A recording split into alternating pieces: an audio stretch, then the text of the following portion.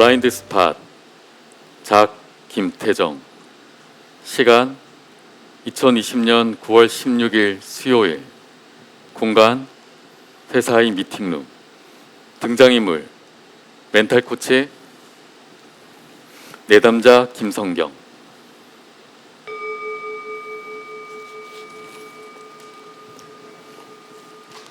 드디어 꿈이 현실이 되는 셀프 리더십 과정 마지막 시간이 왔네요. 오늘도 쑥스러워 마시고 1페이지에서 본인이 작성하신 인생 성취문을 낭독하면서 시작해 볼까요? 인정하라. 이미 생명력이 있음을. 나 김선경은 우주의 무한한 가능성과 질서, 신비로움과 평온함을 지닌 자연의 일부로서 세상 모든 존재의 아름다움을 거울처럼 맑게 비추는 부유하고 행복한 예술가였다. 좋아요. 저는 언제나 사랑으로 당신을 지지하고 모든 것이 가능한 당신의 진실을 견지합니다. 정말 감사합니다. 벌써 마지막이라니 너무 아쉬워요. 1회차에 우리는 성경님의 현재 상태를 체크했어요. 2회차에는 성경님이 느끼는 지금의 부정적인 감정이 과거부터 일정한 패턴으로 반복되어 왔다는 걸 발견했고요.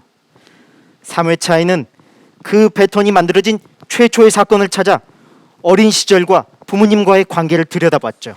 지금껏 살아온 날들이 파노라마처럼 눈앞에 쫙 펼쳐지는 것 같은 기분이었어요. 코치님 앞에서 어린애처럼 펑펑 울게 될 줄은 정말 몰랐죠. 그것도 몇 번씩이나요. 처음 이 프로그램을 시작할 때는 많이 힘드셨을 거예요. 다들 그러시거든요.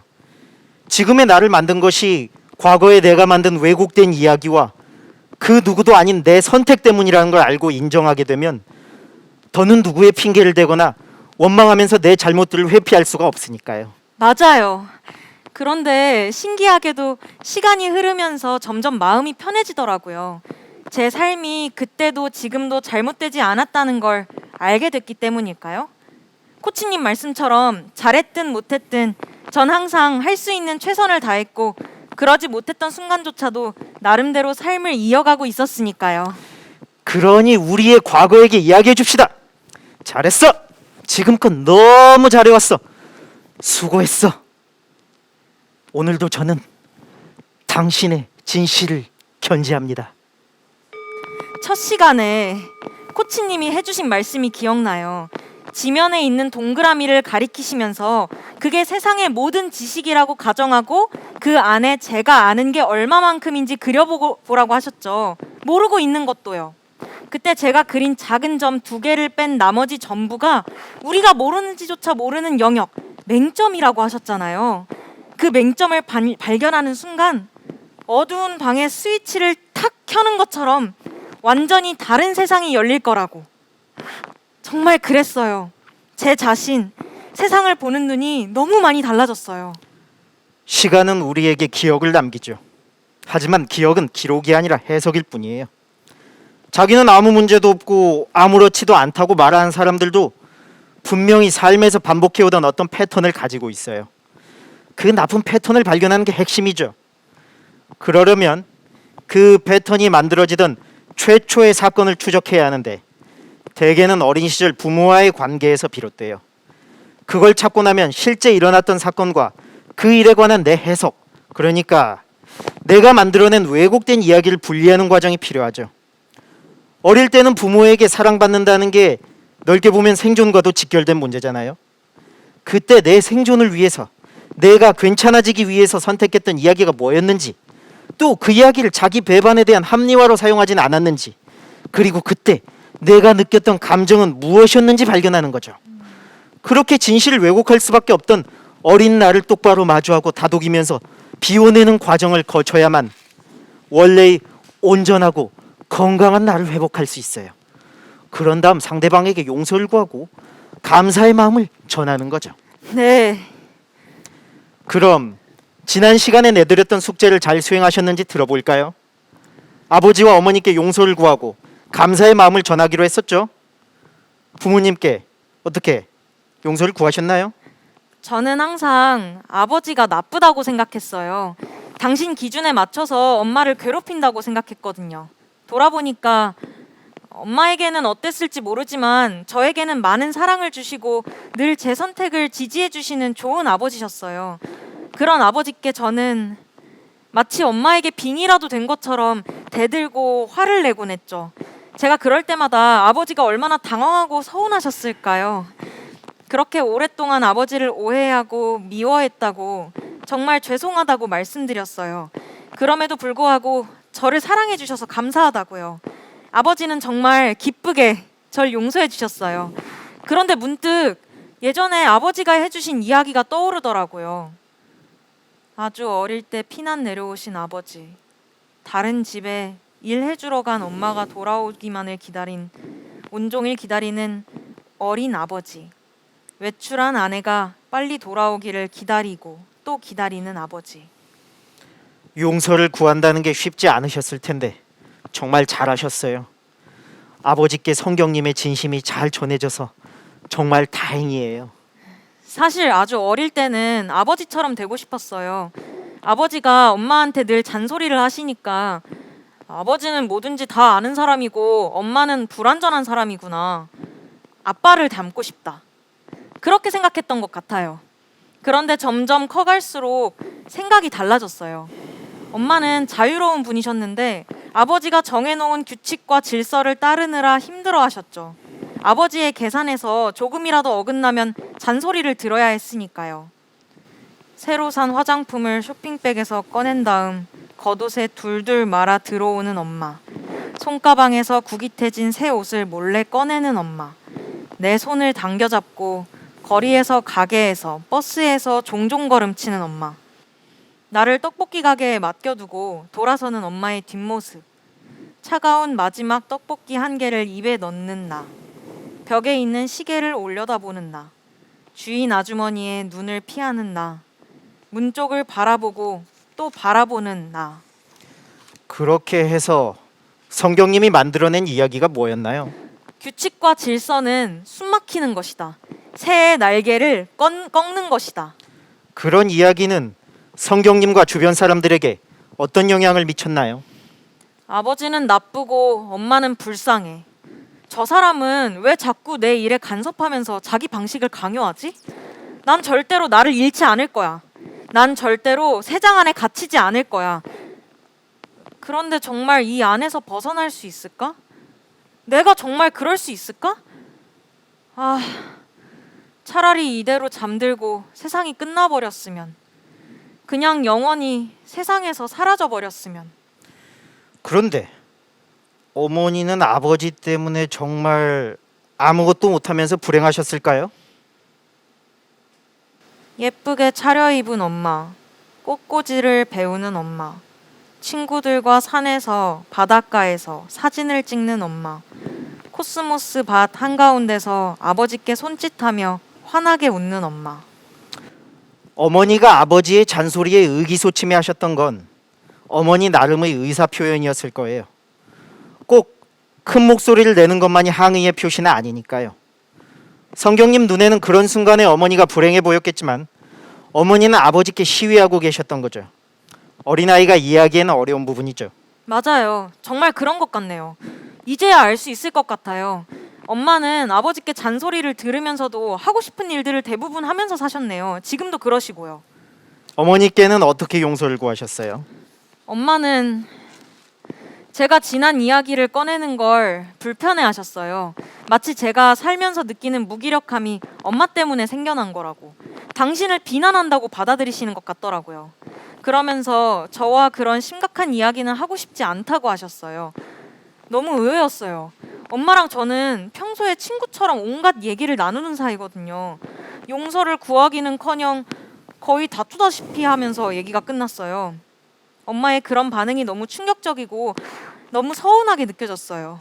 그런데 생각해보니 애초에 용서를 구하겠다는 의도와 달리 제 마음 깊은 곳에 왠지 엄마를 원망하는 마음이 있었던 건 아닌가 하는 생각이 들어요. 그리고 그걸 엄마도 느꼈을지도 모르겠다는 생각이. 아마도 그게 엄마의 마음을 다치게 만들었던 거겠죠. 엄마한테 용서를 구하려면 먼저 제 마음을 더 깊이 들여다보고 정리하는 시간이 필요할 것 같아요. 맞아요. 맹점을 하나씩 걷어내고 본연의 나로 돌아가는 여정은 하루 이틀로 되는 건 아니에요. 내가 이혼 삶을 책임지는 일은 어쩔 땐 우울감에 빠지게 만들고 회피하게 만들기도 하죠. 이 과정에서 중요한 건 책임감이에요. 두 눈을 똑바로 뜨고 그런 선택을 한 나와 마주하는 거. 어릴 때 엄마는 늘 저에게 특별하다고 얘기해 주셨어요. 그러다 제가 사춘기가 되니까 넌 별나지 않아. 그냥 평범한 애야. 난 널 그렇게 키우지 않았는데 왜 그렇게 어둡니? 라며 속상해 하셨죠. 저는 그 말에 엄마는 내 밝은 면만을 사랑하는구나. 그건 진짜 사랑이 아니야. 라고 생각했어요.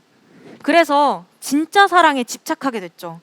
누가 저한테 사랑한다고 말하면 내가 완전히 망가져도 날 사랑할까? 아니겠지. 저건 진짜 사랑이 아니야. 라고 생각했어요. 그게 바로 성경님이 사랑에 관해서 쓴 이야기네요. 그렇다면 성경님이 말하는 진짜 사랑이란 뭘까요? 흠집이 있어도 사랑하는 것. 불완전해도 사랑하는 것.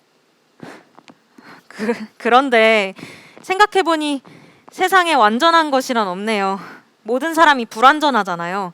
그렇다면 결국 저는 잊지도 않은 진짜 사랑 때문에 다른 사람의 마음을 가짜라고 생각한 거네요.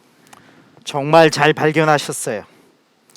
어머니께서 정말 성경님의 밝은 면만을 사랑하셨을까요? 그렇지 않았을 거예요.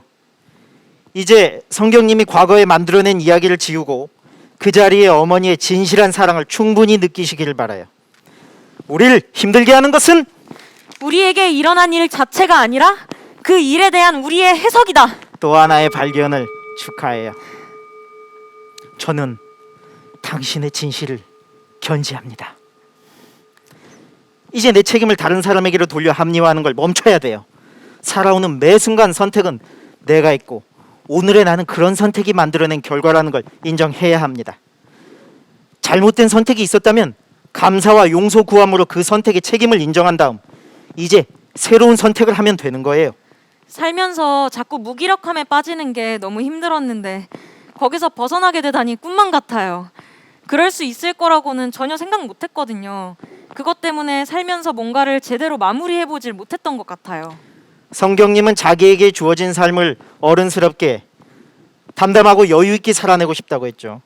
그리고 그런 존재로 자연을 떠올렸어요. 자연은 반복되는 질서 안에서도 늘 새롭고 신비롭다고 했죠. 성경님을 그토록 숨막히고 무기력하게 만들었던 삶의 규칙이나 질서가 성경님이 그토록 담고 싶었던 자연 안에서 생명력으로 자리하고 있었죠. 저 역시 자연의 일부였네요 하고 성경님이 발견한 순간 저도 같이 가슴이 뛰었어요. 성경님은 이미 정답을 가지고 있었던 거예요. 맞아요. 그걸 알아버렸으니까 다시는 무기력함에 빠지지 않을 것 같아요. 정말 스위치가 탁 켜지면서 제가 반복하며 살아온 패턴에서 벗어나게 됐어요. 혹시라도 다시 무기력감이 찾아오면 이렇게 외칠 거예요. 나는 자연의 일부이고 내 안은 이미 생명력으로 가득 차 있다.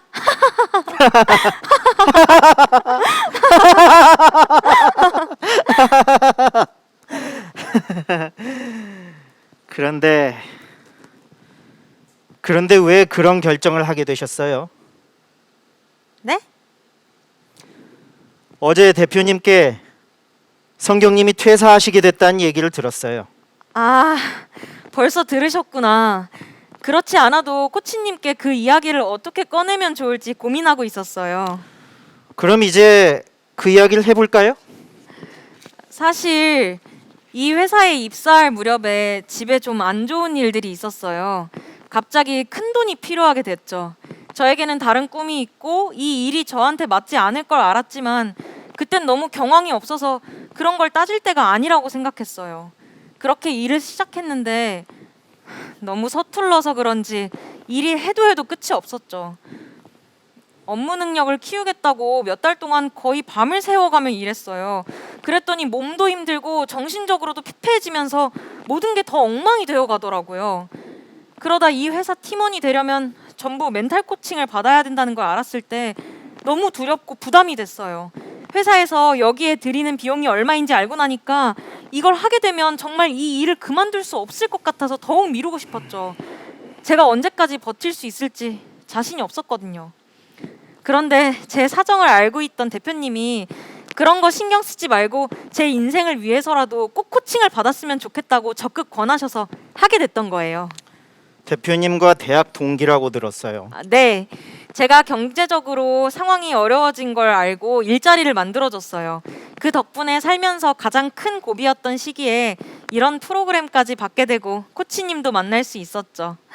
정말 행운이라고 생각하고 친구에게도 정말 고맙게 생각하고 있어요. 고맙습니다. 고맙습니다, 코치님. 고맙습니다, 사장님. 아니, 친구야. 그럼에도 퇴사를 결정하신 이유가 궁금하네요. 멘탈 코칭을 받는 동안 제 인생을 찬찬히 돌아보고 정리하다 보니까 정신이 좀 들더라고요. 그러면서 정말 중요한 게 뭔지 깨닫게 됐어요. 이럴 때일수록 초조해 하지 말자. 그리고 이왕 일을 할 거면 당장에 돈이 되지 않더라도 내가 진짜 하고 싶은 일을 하면서 차근차근 실력을 쌓아 나가자. 코치님이 말씀하셨듯이 열정을 가지고 열심히 하다 보면 돈은 자연히 따라오게 되어 있다. 그래서 회사를 그만두기로 결정한 거예요.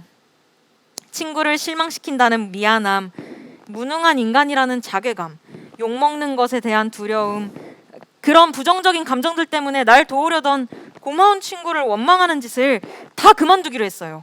모든 건 내 선택이었으니까 책임을 회피하지 않고 받아들여야 한다고 생각했어요. 그래서 너무 어려웠지만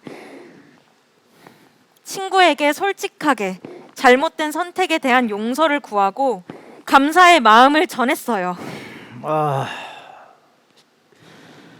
제발 그런 이유가 아니기를 바랐는데 네? 정말 안타깝네요. 연쇄살인마 나오는 영화 보신 적 있죠? 끈질긴 추적 끝에 그놈 얼굴이 밝혀지기 직전에 영화가 끝나버린 거나 마찬가지예요. 왜 그런 말씀을... 성경님의 그런 결정이 회사에 어떤 영향을 미쳤을 거라 생각하시나요? 아무래도 회사에 어느 정도의 금전적 손해를 입혔겠죠? 아니요. 성경님은 이 회사에 막대한 손해를 입히셨어요. 그리고 제 커리어에도 치명적인 오점을 남기셨고요. 제가 코칭을 잘못한 건지 대표님 보기에도 면목이 없고 너무 당황스러워요. 이제 다 왔는데 왜? 제가 그런 결정을 내린 게 그렇게나 큰 잘못인가요? 정말 이기적이시네요. 성경님을 그토록 믿어주고 기다려준 친구에게 그런 결정으로 어떤 영향을 미쳤는지 생각해 보셨나요? 제가 지금 너무 혼란스러운데 혹시 제가 뭘 발견하지 못한 건지 말해주실 수는 없나요? 그건 본인이 직접 찾으셔야죠. 정말 답답하네요. 그걸 찾지 못하면 아마 당신뿐만 아니라 당신 아이한테까지 그걸 똑같이 되물림하게 될 거예요. 말씀이 너무 심하신 것 같은데. 지금 이 순간을 똑똑히 기억하세요. 당신이 회사에 끼친 손해, 대표님과 동료에게 준 실망감과 배신감, 그리고 어려움에 처한 당신을 도우려던 그 착한 사람들이 당신에게 짐을 지워줬다고 스스로 자책하게 만든 것까지. 나중에라도 뭘 놓쳤는지 발견하시게 되면 연락 주세요. 그때는 비용을 받지 않을게요. 꼭 발견하시길 바랍니다.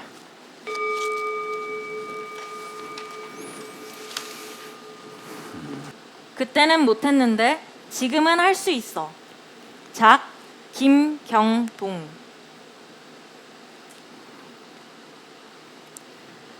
아무것도 두려워 말라. 주 나의 하나님이 지켜주시네. 놀라지 마라. 겁내지 마라. 주님 나를 지켜주시네.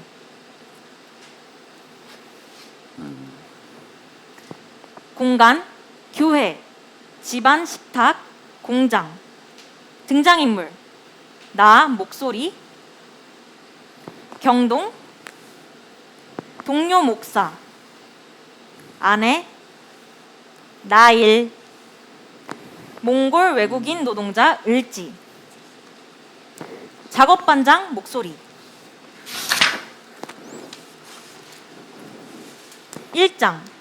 대형 교회 앞에 마주한 작지만 건강한 나.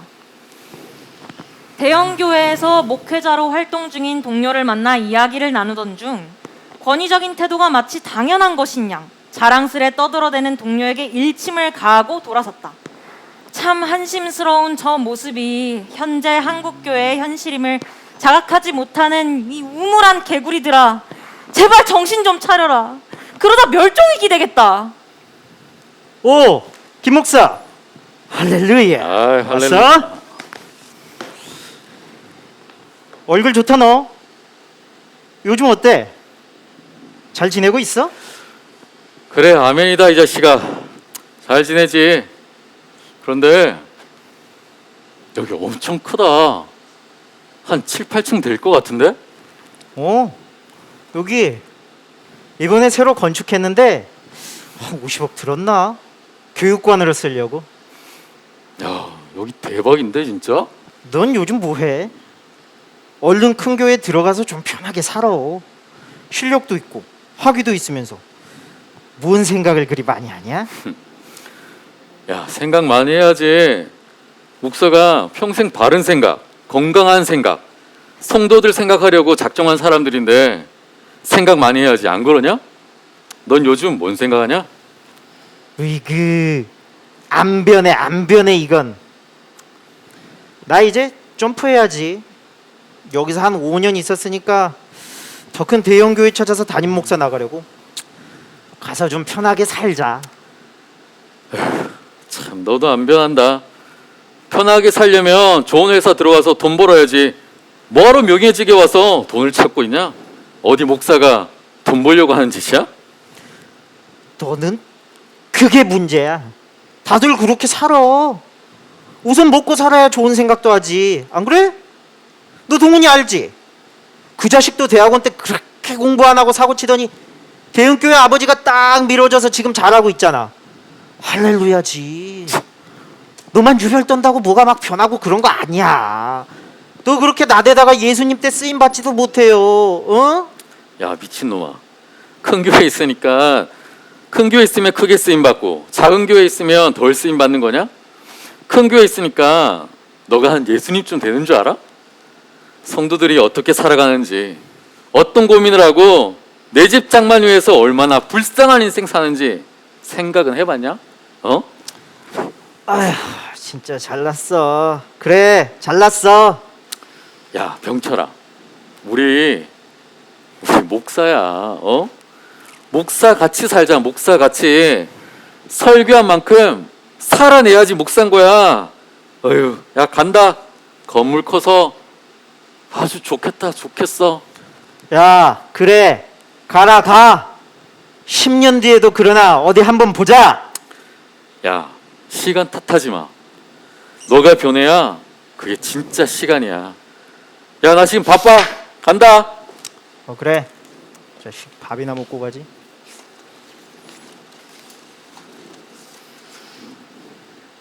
이장 2020년 나의 베스트 데이. 인생에서 중요한 여러 가지 것들이 있겠지만 당시 나에게 중요한 것은 꿈과 행복이었다. 2020년 7월 5일 나의 39번째 생일. 나는 다니던 교회를 사임하기로 마음먹었다. 동료들은 나를 미쳤다고, 이렇게 좋은 직장을 그만두는 가장은 없을 거라며 비아냥거렸지만 대형 건물 속에 갇혀 꿈도 행복도 잊어버린 채 목회의 기술만 익히는데 혈안이 된 그들이 나는 가여울 뿐이었다. 여보, 나 말할 거 있는데 잠시 시간 돼? 뭔데? 뭐 심각한 거야? 아니, 뭐 딴 건 아니고 나 진지하게 생각해 봤는데 교회 사임하려고. 어? 아니, 내가 고민하고 있는 거랑 현재 상황이 내가 별로 행복하지 않은 것 같아. 건강하고 행복하고 내가 배울 게 있는 그런 교회에서 목회해보고 싶어. 지금 여기는 너무 좀 그냥 기계적인 것 같아. 아, 아, 고민 많이 해봤어? 응, 많이 해봤어. 진짜 많이 해봤어? 아니 조금 많이 해봤어. 그럼 그렇게 해. 나도 여보가 행복한 게 좋아. 그 신념을 믿고 그렇게 해봐. 고마워 여보. 그런데 너무 걱정하지 마. 너랑 나일이 고생 안 시킬 자신 있으니까. 걱정 안 해. 잘 할 거야. 여보의 신념을 믿어. 고마워. 3장 2020년 나의 워스트 데이. 그때 다짐과 희망이 현실의 벽 입구쯤 어디에선가 머문 듯했다. 삶의 하루하루가 현실에 녹록지 않은 삶이 가장의 어깨를 무겁게 만드는 많은 시선과 스스로 떨구어버리는 고개가 무거운 하루하루를 채워가는 듯하였다. 그래도 희망을 포기하지 않는다. 나를 믿고 기다려주고 있는 가족이 있으니. 여보 생일 축하해. 나일아 우리 엄마 생일 축하 노래 부르자. 생일 축하합니다. 생일 축하합니다. 사랑하는 우리 아내 생일 축하합니다. 여보 초에 불 끄자. 나이라, 우리 하나 둘 셋 하면 같이 끄자. 하나 둘 셋. 와 같이 우리 사진 찍자. 가자. 자, 나일아 저기 봐. 하나 둘 셋, 찰칵. 아 여보 고마워. 나이라 고마워. 엄마, 내가 엄마 주려고 트리케라톱스 인형이랑 티라노 공룡 발톱을 가져왔어. 선물이야. 어때, 이쁘지? 이거 엄청 큰 발톱이야. 나이라 너무 고마워. 엄마 내일부터 이거 하고 다닐게. 엄마는 나일이만 있으면 돼. 고마워.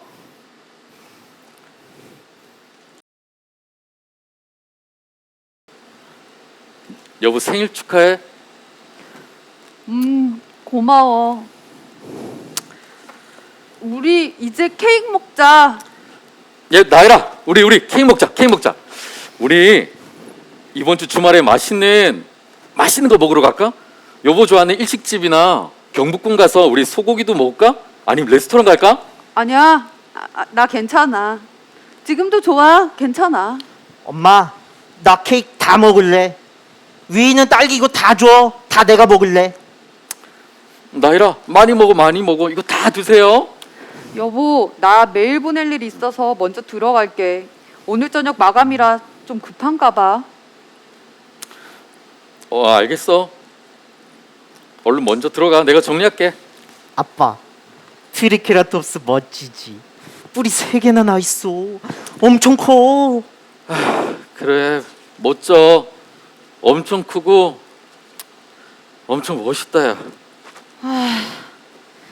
왜 선물 준비를 안 했지? 진짜 너무 신경을 못 썼다. 이거 아닌데. 빨리 좀 정리되면 좋겠다. 뭐가 됐든 사는 게 왜 이렇게 빡세냐. 아빠, 나랑 놀아줘. 숨은 그림 찾기 할까? 아빠가 숨고 싶다. 그래 하자. 4장 나일과 아빠의 대화. 그날 이후로 머릿속에 생각이 많아졌다. 내가 과연 잘한 걸까? 가장으로서 책임은? 너무 쉽게 생각한 거 아니야? 꿈, 희망, 너무 내가 낙관적인 건가? 진짜 짜증나. 그래도 버티자. 잘 이겨내자. 잘 하자. 잘 돼야지. 나일이는 아빠가 교수님 되면 좋겠어? 아니면 목사님 되면 좋겠어? 목사님? 아니. 그냥 나일이 아빠면 돼요. 진짜? 그럼 아빠 교수님, 목사님 안 해도 돼? 그냥 나일이는 나일이 아빠인 게 좋아요.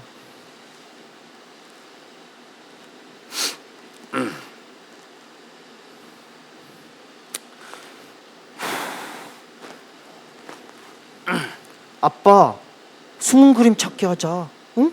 어서.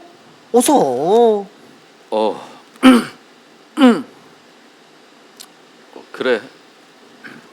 아빠, 숨은 그림 찾기. 어서. 아빠, 빨리 안 나오면 내가 혼내준다. 어서. 아빠 나갈 거야. 지금 나갈게. 5장 공장 초보 김 목사. 가장으로서 작은 일이라도 해야 한다는 부담과 성도들이 살며 고생하는 노동의 삶을 흉내라도 내보고 싶어 알바몬을 뒤적거리다 저녁 9시부터 오전 7시까지 공장에서 박스 나르는 일을 신청하게 되었다. 책상에 앉아 업무를 보는 게 익숙한 나는 공장에서 처음 만난 외국인 노동자 을지와 한 조가 되어 힘겹게 일을 하고 있었다. 김씨, 빨리 날라. 빨리 날라라니까. 밀렸어. 빨리 해. 예, 알겠어요. 이거 여기에 넣으면 되죠. 김씨. 진짜. 가로 세로 안 맞아. 5와 열을 맞춰서 빨리 날라. 여기 먼저 3개, 여기 뒤에 4개. 알겠지? 알겠어. 그런데 언제부터 일을 하신 거예요? 한국말도 엄청 잘하시네요. 평창 올림픽 때 한국 와서 몽골 안 갔어. 돈 벌어야 해. 빨리. 한국말 잘해 이제. 알아들어. 이 시발 알아들어. 야, 진짜 거의 한국 사람이에요. 아니야, 나 몽골 사람이야. 울란바토르.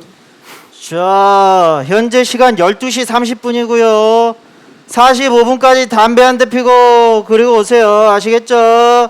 여기 우유랑 컵라면 새벽 젓고 있으니까 휴게실 가서 컵라면 30분 드시고 오시면 됩니다.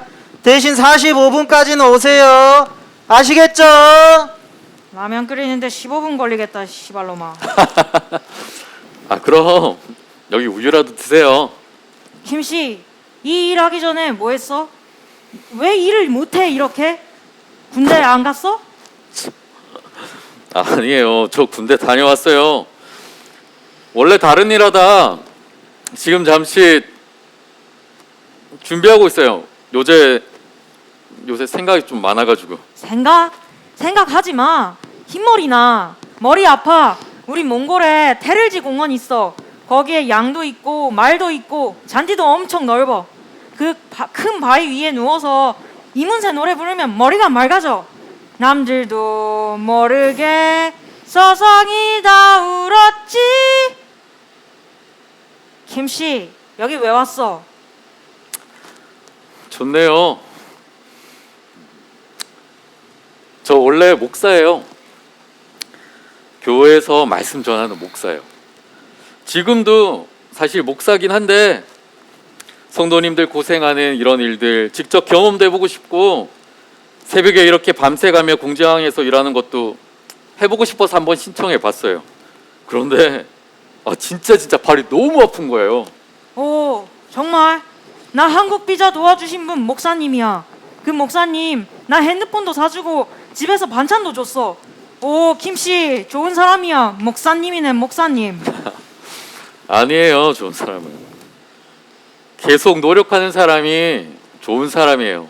자신이 착하든 존경받든 권위가 있든 부유하든 돈이 많든 뭐든 상관없이 계속 착함을 유지하려고 애쓰는 사람이 좋은 사람이죠. 저도 그렇고 교회도 그렇고요. 아니야. 교회 목사님들 좋은 분들이야. 막 우리 같은 외국인 노동자들 도와주고 돈도 대신 내주고 착해. 고마운 분들이야. 네, 맞아요. 그런 분들 착하네요. 그런 분들이 정말 엄청 많아졌으면 좋겠어요. 김씨가 그런 사람 해. 제가요? 그래, 김씨 일 졸라 못해. 계속 틀려. 내가 아까 여기 먼저 3개 쌓고 그 뒤에 4개 쌓아라 했어 안 했어? 멍청해 목사님. 그러니까 다시 교회 가서 목사님 잘해. 그럼 좋은 목사님 해. 어떻게 하는지 아는 사람은 더 빨리 더 좋게 잘할 수 있어. 네, 감사해요. 잘 생각하고 고민하고 저도 실천할게요. 벌써 시간이 이렇게 됐네. 자, 다들 모이시고 오늘 새벽 6시까지 여기 있는 팜플렛이랑 박스 전부 포장 들어가야 하니까 집중해서 잘 합시다. 뭐예요? 얼른 일들 안 하고. 저 새끼는 그냥 말도 나쁘고 얼굴도 나빠. 오랑우탄 같이 생겼어. 저분도 처음엔 그렇지 않았을 거예요. 시간이 지나면서 자신도 모르게 변했을 거예요. 매일매일 노력해야 되거든요. 그거는.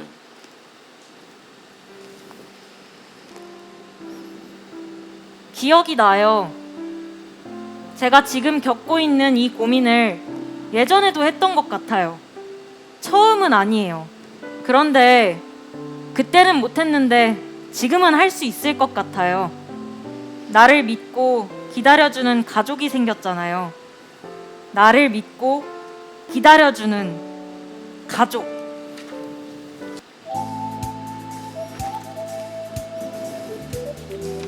순간 집착제. 작, 도, 기, 은. 인물 지훈. 남자 36살. 경수 남자 36살. 지훈 목소리. 야, 경수야, 너 오늘 쉬는 날인데 여자친구 안 만나? 이상했다. 경수는 분명히 10년이나 사귄 여자친구가 있는데 쉬는 날 나와 함께 모텔에서 놀고 아침을 맞이하고 점심을 먹고 만화방에서 만화책을 보고 영화를 보고 그것도 부족해 지하철역까지 걸으며 옛날 얘기를 했다. 그것도 아쉬웠는지 지하철역 편의점에서 캔커피 2개를 사고 그 앞에서 담배를 폈다. 너 여자친구 안 본 지 얼마나 됐어? 한 달? 그게 무슨 여자친구냐? 걔가 원래 좀 게으르고 집순이야. 결혼 안 해? 경수는 한숨을 쉬었다. 경수도 그럴 만한 이유가 있었다. 그녀의 여자친구는 대학병원 간호사라 연봉도 많고 계약직인 경수는 상대적으로 비교가 될 수밖에 없었다. 왜 만나? 안 그래도 병준이가 그러더라. 놔주라고. 언제 한번 여자친구랑 같이 집으로 오래 찢어버린다고. 너는 연애 안 해? 연애는 무슨... 왜? 마지막 사랑이라던 애 있잖아. 마지막 사랑이 언제였더라. 어제 일도 기억이 흐릿한데 정확히 기억이 나지 않지만 난 아직도 가끔 그녀를 생각한다. 2020년 1월인가 친한 목사님 아버지가 돌아가셔서 장례식장에 갔다. 가끔 연락을 하고 지냈지만 그녀를 다시 만난 건 장례식장이었다. 그녀는 여전히 아름다웠다. 그때부터 다시 친해졌어. 처음에는 좋았지. 연락도 주고받고 매일 정해진 시간에 통화도 하고. 근데 하루는 전화를 안 받더라고. 걱정이 돼서 카톡으로 왜 전화를 안 받냐고 물었더니 울고 있었대. 갑자기? 왜 우냐고 했더니 예전 남자친구가 생각이 난대. 이상한데. 그래서 내가 그 얘기를 지금 왜 나한테 하냐고 하니 지도 잘 모르겠대. 순간 생각이 들었어. 다시는 놓치지 말아야겠다고. 사랑을 놓치지 않겠다고 다짐을 했더니 강요와 집착이 들어오더라고. 어디서 만났는데? 맨 처음 그녀를 만난 곳은 친한 목사님 교회였다. 그냥 한번 놀러오라고 해서 잠시 들린 것뿐인데 그녀가 거기에 있었다. 난 그날부터 그 교회에 등록을 했고 매주 그녀와 함께 예배를 드렸다. 선교 여행도 목사님이 가자고 할 땐 돈이 없어서 못 간다 했다가 그녀가 간다는 소리에 친구한테 돈을 빌려서 가기도 했다. 그 덕분에 우린 많이 친해졌다. 그런데 친해질수록 점점 자신이 없어졌다. 왜? 밥을 먹자고 했더니 랍스터를 사달라고 하고 뜬금없이 여기까지 못 타고 왔냐고 묻더라고. 그게 뭐 어때서? 차가 있는지 확인한 거 아니냐? 그냥 뭐 타고 왔는지 물어볼 수 있잖아. 아니, 100%. 그것 때문에 헤어졌었다고? 그녀에게 1년만 시간을 달라고 했어. 꿈을 이루고 다시 돌아오겠다고. 난 작가다, 도작가. 정확히 얘기하자면 아직까지도 작가 지망생에 불과하다. 뭐 아직까지 데뷔한 작품도 없고 당당하게 얘기할 뭐가 있는 것도 아니고 난 매일같이 카페로 출근한다. 환희한테 전화가 와서 어디냐고 물으면 난 작업실이라고 당당하게 대답한다. 카페 옆에는 예쁜 빈티지 옷가게가 있다. 그 중에 빨간색 머플러가 눈에 들어왔다. 난 맨날 그 머플러를 두르고 있는 그녀를 생각했다. 그래서 사줬어? 밸런타인데이에. 잠깐만. 밸런타인데이는 여자가 남자에게 초콜릿 준 날 아니냐? 뭐 아무렴 어때? 더 많이 좋아하는 사람이 사랑하는 사람한테 선물하면 되는 거지. 오, 멋있는데. 내가 그녀에게 머플러를 선물하고 인증샷을 요구했더니 분명히 알겠다고 했는데 인증샷을 보내지 않았어. 인증샷을 보내주지는 않았지만 난 애써 서운하진 않았다. 그리고는 언젠가 매일 통화하는 시간에 전화를 했더니 그녀는 전화를 받지 않았다. 2번, 3번 전화를 했다. 역시 받지 않았다. 무슨 일이지? 난 걱정이 됐다. 30분 후 카톡이 왔다. 집에 잘 들어왔다고. 난 통화 가능하냐고 물었지만 그녀는 부모님과 같이 있어 전화를 받을 수 없다고 했다. 그거 사랑 아니야? 아니야. 전화를 못 받으면 다시 전화도 해주고 부모님이랑 같이 있어서 전화 못 받았다고 사진도 찍어서 보내주고 그녀도 날 좋아했어. 그건 예의상 다 그러는 거 아니야? 좋아한다고. 좋아해 좋아해 좋아해. 누가 사랑한다고 했냐? 그녀도 날 좋아한다고. 그래. 살짝 흔들리긴 했지만 다음날 그녀는 또 전화를 받았다. 난 다정한 목소리로 그렇게 전화를 받지 않으면 오빠가 걱정하지 않겠니 하며 앞으로 무슨 일이 있음 미리 알려달라고 했다. 그녀는 왜 꼭 내가 그 시간에 오빠 전화를 받아야 하냐며 물었다. 딱히 그녀가 내 전화를 받아야 할 이유는 없었다. 그녀가 물었다. 우리가 무슨 사이냐고. 아무 사이도 아니지. 고백은 했어? 아니 좋아한다고 말은 했어? 아니 넌 왜 그렇게 이기적이냐? 뭐? 내가 이기적이라고? 난 말하지 않아도 알 거라고 생각했다. 그것이 정이 아니던가.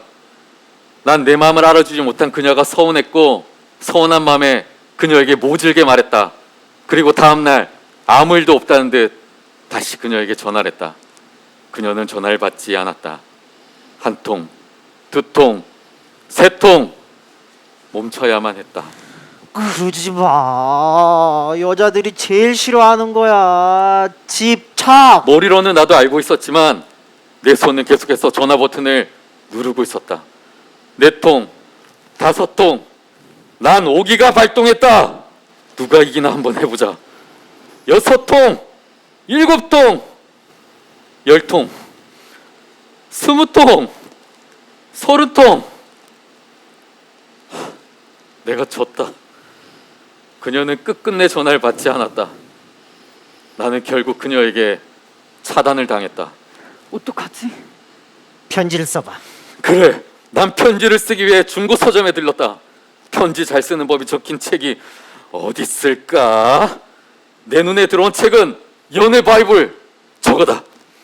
저 책이 날 구원해 줄 것이라 믿어 의심치 않았다. 그 책의 가장 마지막에 이런 문구가 적혀 있었다. 내가 나를 버렸기 때문이 아니라 너는 내 사랑을 받을 그릇이 못 되기에 노려하는 것이다. 안녕. 널 구원해 줄 것 같지는 않은데. 닥쳐. 그래. 편지는?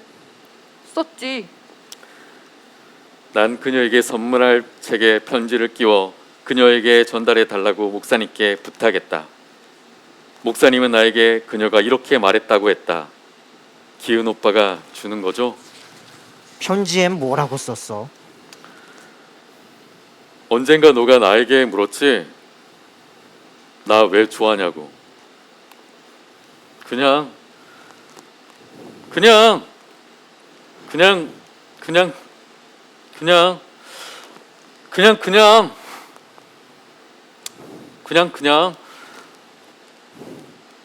그냥 빨간 머플러 두르고 내 앞에 앉아 있는 너의 모습이 자꾸 생각이 나서 그냥 사랑스러운 눈으로 사랑스럽게 말을 건네는 너의 모습이 보고 싶어서 그냥 감기에 걸려 아파하던 너의 모습 혹시나 또 아프면 어쩌나 걱정돼서 그냥 힘들어하는 나에게 따뜻한 말 한마디 건넨 네 모습이 문득 떠올라서 그냥 그냥 그냥 그냥 아 그냥 그냥 그냥 그냥 그냥 미안해서 그냥 고마워서 그냥 좋아서 그냥 좋은 거라고 그냥 좋아하는데 무슨 이유가 필요하니? 그냥 그냥 그냥 그냥 그냥 그냥 그냥 그냥 미안해. 혼자 밀어내고 혼자 짓거리고 혼자밖에 몰라서 고마워. 이런 나 이해해주고 이런 나 받아줘서 좋아해. 아직 보여주지 못한 게 너무나도 많은데 마지막으로 딱 한 번만 더 그냥 용서해주면 안 될까? 그냥 뭐래? 책 잘 읽겠대. 그래서 뭐라고 했어? 차단 언제 풀어줄 거냐고. 그랬더니 오빠 하는 거 봐서 풀어주겠대. 나는 혹시나 하는 마음에 다시 카톡을 했다. 역시 차단은 풀려 있지 않았다. 그 후로 우리는 카톡으로 연락을 주고받았다. 이건 뭐하는 짓인가? 나는 그녀에게 꽃을 사서 마지막으로 고백하기로 마음을 먹었다. 그녀가 원한다면 꿈도 포기할 수 있을 거라 생각했다. 그리고 그녀에게 카톡을 보냈다. 뭐라고 보냈어? 뭐하냐고 물었더니 전 남친이 생각나서 울고 있대. 그것도 또라이네. 못난 자존심 때문이었을까? 기분이 더러웠다. 난 그녀에게 내 사랑을 받을 그릇이 못 된다는 말과 함께 사람 간보지 말라고 했다. 그녀는 미안하다며 자기도 자기 마음을 어찌할 수가 없다 했다. 그녀의 마지막 말이 무슨 말인지 모르겠지만 그렇게 우린 코로나와 함께 자연히 멀어졌다. 경수와 대화를 마치고 집으로 돌아오는 지하철에서 난 1년 6개월 만에 드디어 그녀의 카톡 프로필을 확인할 수 있었다. 그녀는 새로운 남자친구와 다정하게 웃고 있었다. 다행히도 난 아무렇지도 않았다. 그리고 작년에 그녀와 나눈 채팅을 확인했다. 그녀는 얼마나 어이가 없었을까. 아무리 생각해도 그녀는 나에게 잘못한 것이 없었다. 경수는 왜 여자친구를 놓아주지 못하는 걸까? 나는 왜 그토록 그녀에게 집착했던 걸까?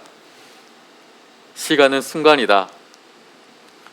2020년 1월 그 순간 나는 그녀를 붙잡기 위해 집착을 했고 2021년 지금 이 순간 나는 아직도 그녀를 기억하고 있다.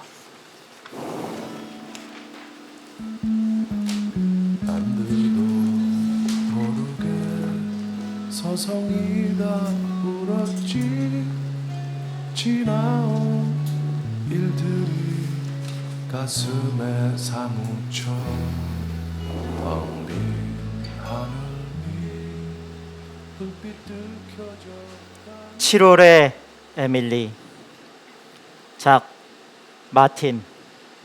때 2020년 7월 23일로부터 약 1년간 곧 회사 사무실, 가정집, 등장인물, 팀장, 회사 동료들, 에밀리, 채팅, 에밀리의 동생, 채팅.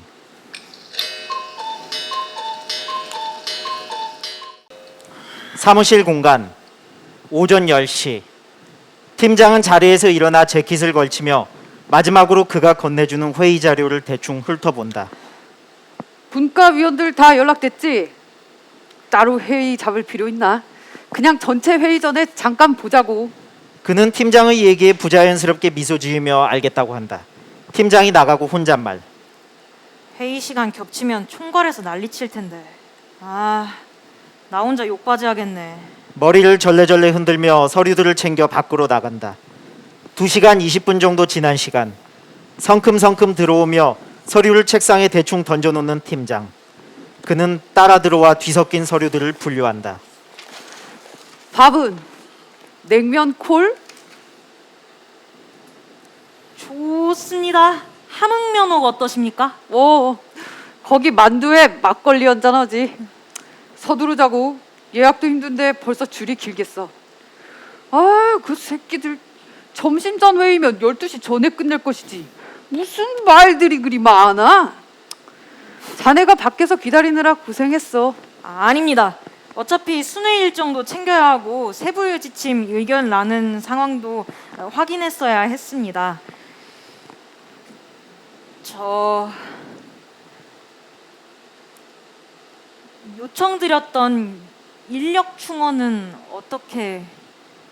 아무래도 혼자서 회의와 일정 모두 챙기다가 실수할까 봐서 주임이라도 한 명 붙어서 거들어주면 좋겠습니다. 그거 다 자네가 원체 뛰어나니까 일당백이라고 믿는 거 아니겠어? 나도 인사팀 보기 부끄럽다. 팀에 사람은 많은데 일은 자네랑 둘이서 하고 있으니. 일단 밥 먹고 얘기하자. 가자고. 피하듯 팀장이 자리를 비우자 그는 홀로 남아 중얼거린다. 그럴 줄 알았다. 일말에 기대를 한 내가 바보지. 일을 맡아오지 말든지. 다음 주부터 장난 아니게 바빠질 텐데. 휴가철인데 애들 엄마가 실망하겠는데. 이번 주말에는 어디라도 좀 다녀올까? 코로나만 아니면 해외로 생각해 볼 텐데. 아니, 해외는 무슨. 인천공항 가는 순간 처갓집 생각에 불편해 미칠 텐데. 둘째 뱃속에 있을 때 큰애만 데리고 다녀왔으니 벌써 3년 다 되어가네. 그래도 일본이나 타이완 정도는 생각해볼 여지가 있지 않을까? 한번 얘기는 꺼내봐야지. 그는 팀장이 엘리베이터를 타는 소리를 확인하고는 사무실을 나와 계단으로 향한다. 시간이 흘러 1시 정각. 사무실로 돌아온 팀장은 느긋한 자세로 유튜브를 틀어 보기 시작하고 그는 칫솔에 물을 털며 들어와 자리에 앉는다. 아내와 카카오톡 대화를 시작한다. 점심 먹었어? 네, 당신은요? 먹었지. 도윤이 어린이집 사진들. 사진. 진짜 귀여워요. 잘 때만 착한 아이야. 그는 아내와 카카오톡 대화를 이어가느라 손가락을 부지런히 놀린다. 우리 급하게 챙겨야 할 거 있나?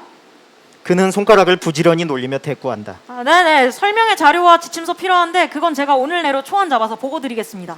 팀장은 고개를 끄덕이며 다시 유튜브 시청에 몰두한다. 그는 잠시 미어캣처럼 팀장의 기색에 귀를 기울이다가 이내 휴대폰 화면으로 시선을 옮긴다. 페이스북 메신저 알림음이 들린다. 에밀리? 4개월 만인가? 푸사가 고양이? 무슨 상태인 거야? 안녕. 안녕. 잘 지내? 좋아. 고마워. 아내와 아이들은 어때? 덕분에 모두 괜찮아. 우린 운이 좋았지. 대역병에서 살아남았잖아. 그래. 잘 됐네. 몸이 아픈 거냐, 마음이 아픈 거냐. 작년에는 철길에 뛰어들 정도로 마음이 아팠다더니 이제는 몸도 성치 못하겠구나. 프랑스 확진자 장난 아니라던데 마스크 잘 쓰고 다니는지 모르겠네. 좀 보내줘야 하려나? 거기는 이른 아침이지? 오전 6시야. 뿌아자 집에 가는 중이야. 뿌아자? 그러면 복지과로부터 결과 기다리던 거기 말이겠네?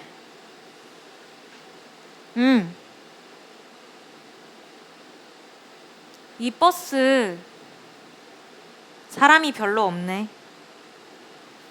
뭐야, 잘 됐다고 축하해주기도 맥빠지네. 아, 벌써 몇 달은 됐을 텐데. 뿌하자면 아예 옆 도시일 텐데 괜찮으려나? 혼자 낯선 곳에서. 고양이 러브는? 아버님과 동생은?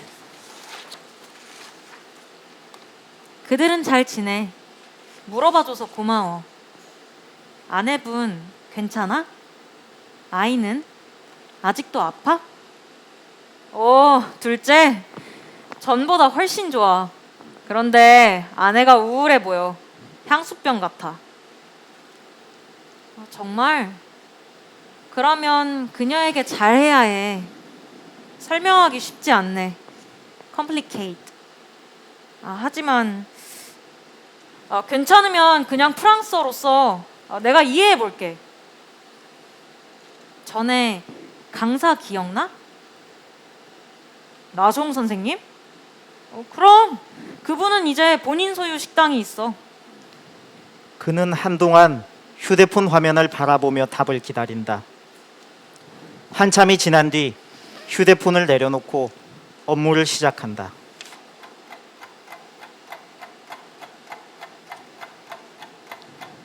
시간이 흐른다. 반팔을 입었던 그는 가디건을 걸쳐 입고 새로운 팀장과 인사를 나눈다. 팀장의 자리에 불려가 업무 지시를 받으며 넥타이를 매만진다. 기운 없이 자리로 돌아와 업무를 본다. 그는 전화를 받고 메모하고 전화를 걸고 자리에 일어나서 종종 걸음으로 화장실을 갔다가 종종 걸음으로 돌아와 식어버린 커피를 단숨에 들이키고 다시 일한다. 계속 시간이 흐른다. 그는 가끔 휴대폰을 열고 페이스북 메신저에서 에밀리와의 대화창을 확인한다. 왜 프사가 사라졌지?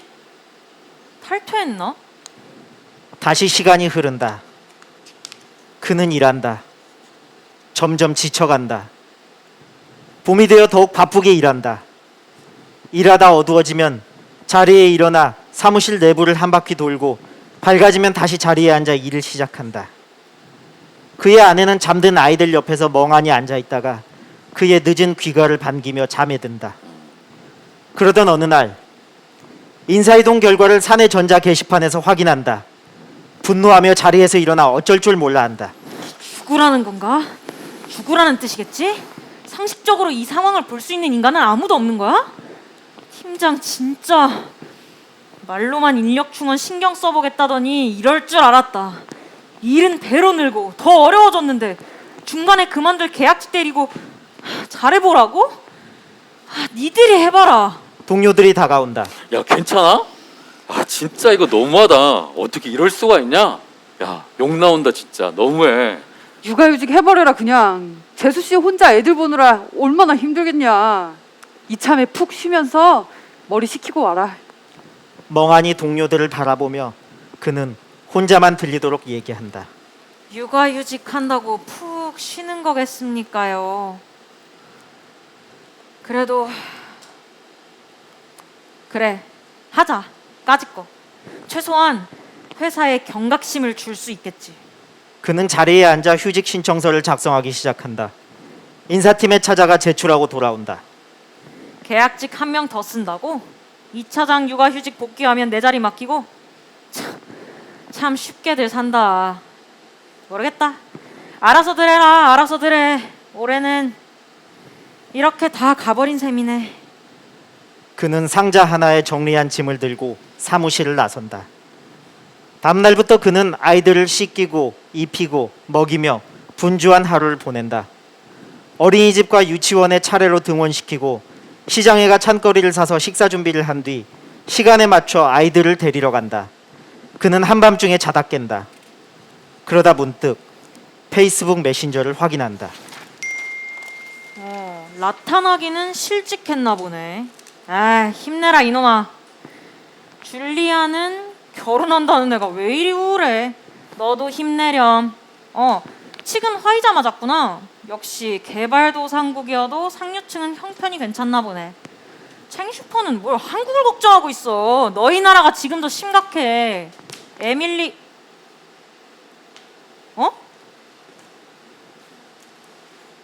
이거 대화가 아예 없어졌네? 뭐야? 아예 계정이 없어져 버렸어. 뭐지? 죽었을까? 죽었을 것 같다. 마침내 올게 온 기분이야. 야후 프랑스에 검색해 볼까? 뭐? 명복을 빈다고? 동명이인 아닐까? 아, 그런데 흔한 이름이 아닌데 어떻게 해야 하나? 아, 동생 있지? 어디? 있다. 페이스북이 있다. 자주 하진 않지만 평범하게 살고 있는 듯한데 말 걸어볼까? 물어볼까? 물어봐? 메시지 보내? 말아? 보냈다. 안녕하세요. 설명하기 어렵네요. 저는 진건이라고 합니다. 전에 그 한국인입니다. 당신이 여전히 저를 기억하고 계시면 좋겠네요. 저는 에밀리가 더 이상 이 세상에 없다는 것을 알았습니다. 괜찮으시면 뭘 좀 여쭤볼까 합니다. 괜찮죠? 정말 유감입니다. 그녀는 지난번 제게 그녀의 장래 계획에 대해 얘기했어요. 2020년 7월이었죠. 미안합니다. 안녕하세요. 진건. 잘 기억하고 있습니다. 에밀리는 더 이상 건강하지 않았고 너무 슬퍼했습니다. 그리고 스스로 삶을 중단하기로 결정했습니다. 너무 슬프네요. 어쨌든 그녀 얘기를 해줘서 고마워요. 그는 휴대폰을 내려놓고 생각에 잠긴다. 시선은 멍하니 둘 곳을 찾지 못한다. 날이 밝아오자 그는 조용히 자리에서 일어나 아이들을 깨워 씻기고 입히고 먹인다. 얼마가 된지 가늠하기 어려운 시간이 흐른다. 계절이 바뀌고 사람들은 더 이상 외출할 때 마스크를 챙기지 않는다. 첫째만큼 자라버린 둘째가 유치원에서 돌아오는 시간에 맞춰 그는 일찍 퇴근한다. 7월 중순의 하늘은 빽빽한 더위 뒤에 소나기를 숨기고 있다. 집에 돌아와 아이를 씻기고 간식을 챙겨준 뒤 그는 펜과 종이를 꺼내 들고 써내려간다.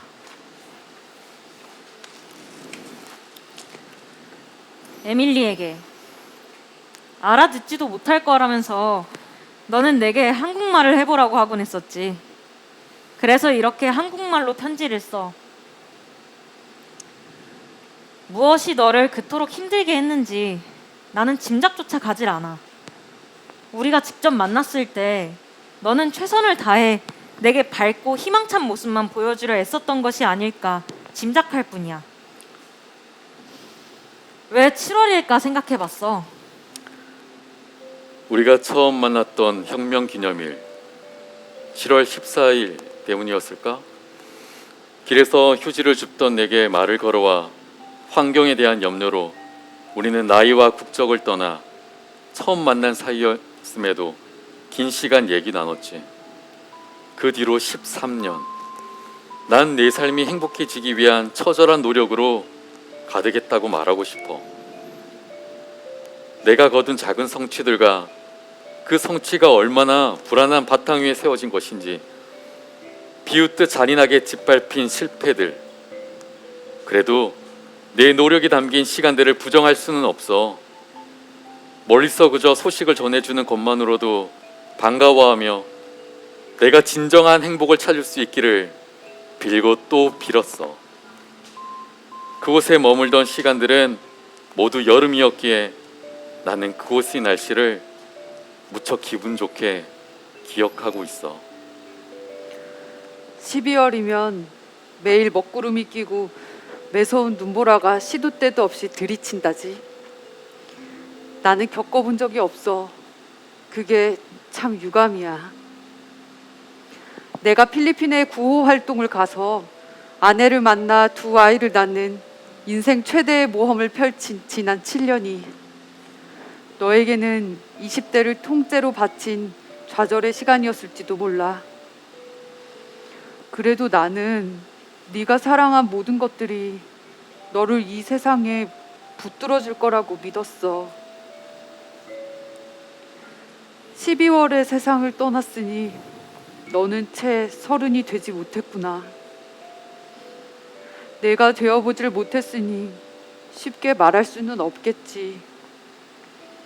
나는 바로 그 29에서 30살로 넘어가던 무렵에 내 삶이 바뀌고 있음을 깨달았어. 아직 늦지 않았다고. 내 시간은 이제 시작이라고. 나는 왜 그런 얘기들을 내게 해주지 못했을까? 코로나가 아니었으면 아내와 아이들과 너를 찾아갔을 거야. 이제는 늦었지.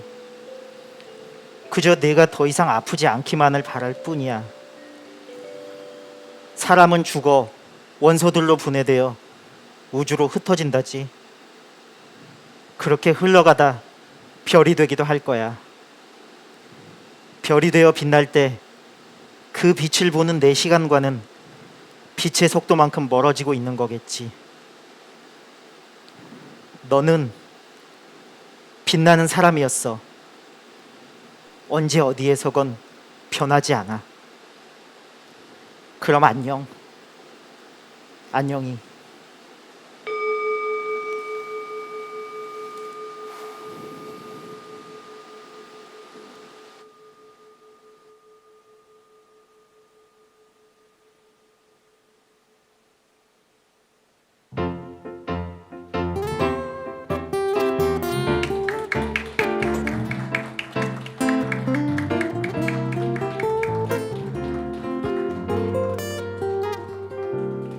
우리들 만나고 헤어지는 모든 일들이 어쩌면 어린애들 놀이 같아. 슬픈 동화 속에 구름 타고 멀리 나르는 작은 표정들의 슬픈 이야기처럼. 그러나 우리들 알지도 못하고 울지만 사랑은 아름다워.